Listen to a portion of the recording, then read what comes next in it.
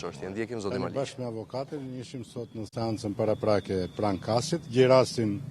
në media tuaja që këtë institucion të kasit, që në relator Rusmajli e të gjithë antarët e tjerë të kasit,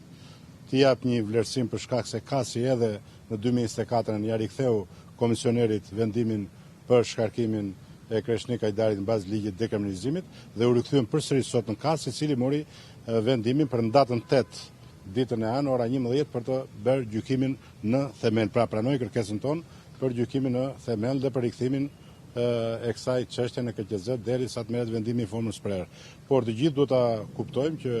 si kjo histori nuk ka ndodhur asnjëherë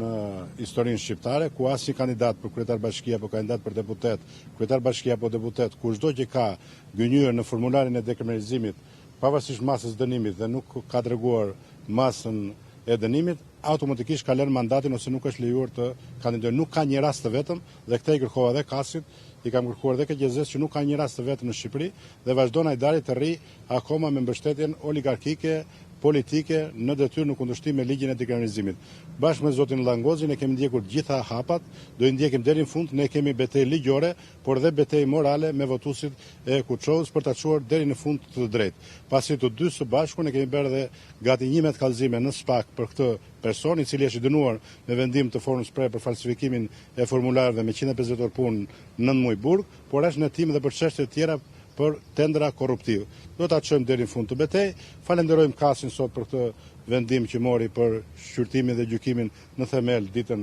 e hënë dhe besojmë që vendimi do të jetë i drejtë deri në fund, sepse janë disa etapa deri në gjykatën administrative. Ne do ta vazhdojmë betejën, avokati mund të flasin më shumë për çështjen ligjore, kaq kisha dhe uroj dhe shpresoj që të zgjidhet ligjërisht dhe Bashkia Kuçovë të rikthehet shumë shpejt qytetarëve. Faleminderit. Ne kemi ngritur problematikat të cilat janë trajtuar nga gjykata, po edhe nga gjykata lartë,